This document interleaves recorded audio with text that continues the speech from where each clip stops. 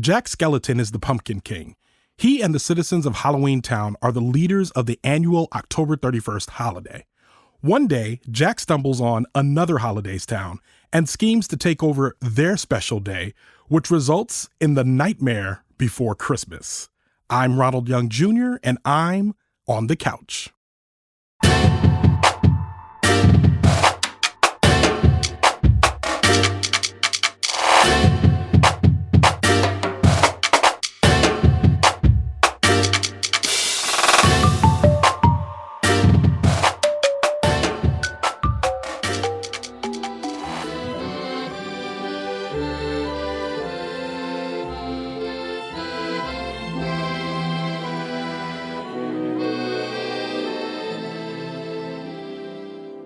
All right, this is Ronald, and I am on the couch after watching The Nightmare Before Christmas. Yes, the 1993 Disney film? Is this Disney? This 1993 Disney film, The Nightmare Before Christmas, available on Disney+. Written by Caroline Thompson, Michael McDowell, and Tim Burton, directed by Henry Selick, starring Chris Sarandon, Danny Elfman, Catherine O'Hara, William Hickey, Glenn Shadix, Ken Page, Ed Ivory, and Paul Reubens. And as always, for a complete cast listing, you can go to the link in our show notes. It's funny because they always called this Tim Burton's The Nightmare Before Christmas, and I think this was before the era of directors being the one to put their names at the top of films, because Tim Burton did not direct this one, but it has his fingerprints all over it. I never saw this movie as a child. It came out in 1993, which is ironically the same year that Hocus Pocus came out. Maybe that's not ironic, but incidentally, the same year that Hocus Pocus came out. Another Disney movie, beloved Halloween film. Never saw this. It was in 1993. My parents were not into Halloween, and as a result, Marilyn and I were also not into Halloween. Not saying that I'm into Halloween now, but I'd never seen this movie, and I needed something to review. So why not do this one? And I felt like this is also a very good movie to transition from October into November, being that it's hard for me to tell if this is a Christmas movie about Halloween or a Halloween movie about Christmas.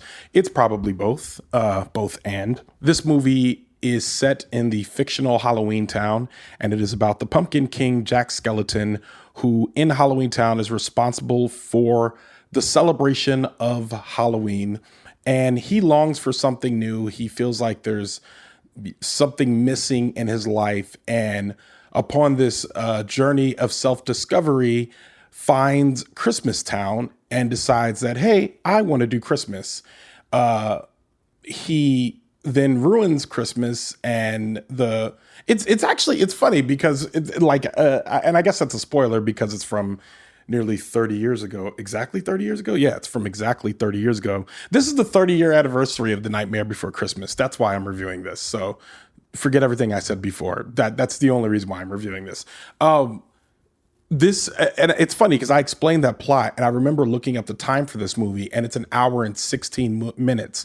And I remember thinking, wow, it makes me want to look up movie times and see if it was often that you could get a movie under 90 minutes be considered to be a feature length film, because an hour and 16 minutes, I mean, by the time this movie starts to warm up, it's powering down. It's almost time for it to be over.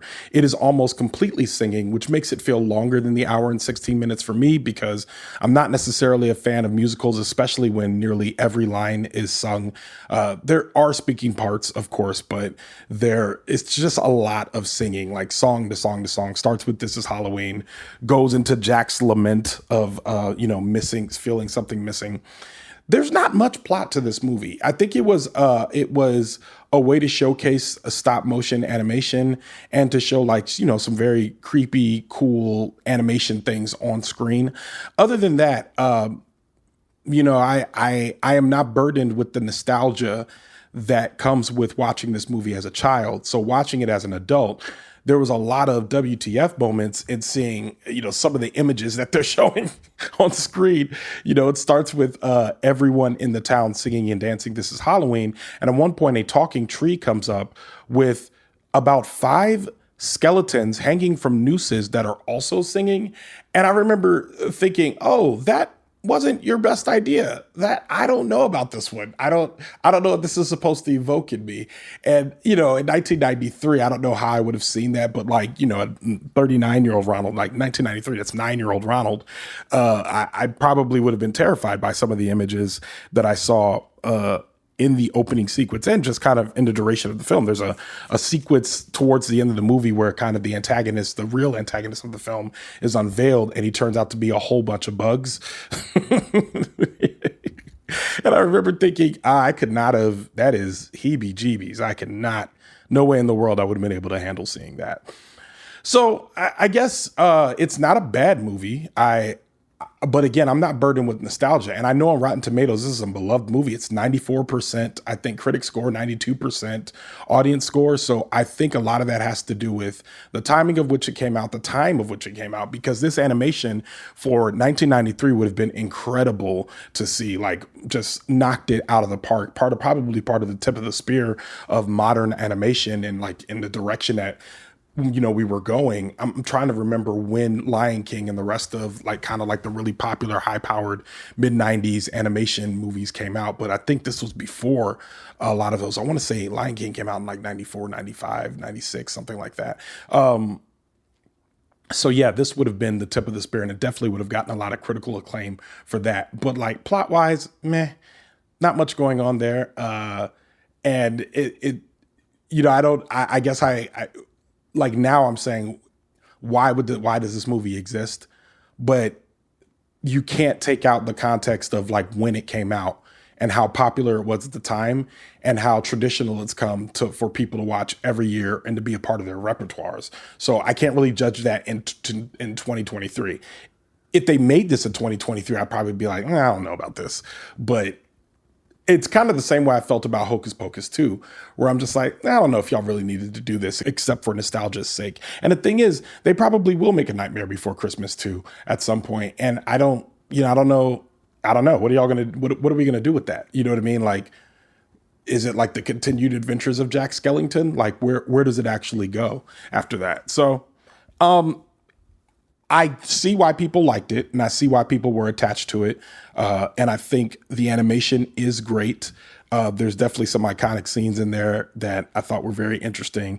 A lot of imagery and stuff that I had seen memes or still shots of, but nothing that I had been able to like really connect to until I'd watched the movie in its entirety. And I will say, man, I wish they had more hour and 16-minute movies, because that was just, it felt like a treat. Like I looked at my watch and said, do I have time to watch this? And I'm like, I probably don't, because I thought I needed at least 90 minutes. I looked at an hour and 16. I was like, oh, I can squeeze that in real quick. That's easy. That's a lunch break. You know what I mean? A true lunch break, because who's really doing it for an hour? Anyway, yeah. So all of that being said, I think it's a three-star movie. It's a 3-star movie that I probably won't watch again. If it's on, I'll, watch it with anyone else. You know what, this movie kind of reminds me of like the Star Wars Christmas special, or kind of any of those like one-off, like Your Mean One, Mr. Grinch. That's not the name of the movie. Charlie Brown Christmas. Just those movies that like, it'll come up. I know it comes up again for a lot of people, and I know y'all are like, I already do that. Yeah. But I'm saying like, this is perfectly in that vein. This is perfectly in that vein of film. And if that's why you're watching it every year, it makes sense. But like, I'm not going to get into arguments with people about whether or not this is like cinema or any of that stuff, except for the animation, which was, I mean, it's fantastic. They did a really good job. For them to have done that in 1993, I wonder how long it really took them to do this, because stop motion is not a game. So yeah, I give it 3 stars, 3 of 5 stars, but I won't watch it again. Yeah, so nice little transition from Halloween into Thanksgiving and then Christmas, but mostly Christmas. And with that, Leaving the Theater is a production of OhitsBigRon Studios. Alexandra Ketch of Bias Studios mixes the show. Thank you, Alex. Show art from Heather Wilder. Theme music by the mysterious Breakmaster Cylinder. For more information about The Nightmare Before Christmas, check out our show notes. You can follow me on Twitter, Instagram, TikTok, or Threads at OhitsBigRon. That's at OhitsBigRon. You can find out more about this show and other OhitsBigRon Studio shows by following us on Instagram at OhitsBigRon Studios and on Twitter at OhitsBigRon Stew. That's STEW. Leaving the Theater will be back soon, but until then, I'll be here on the couch.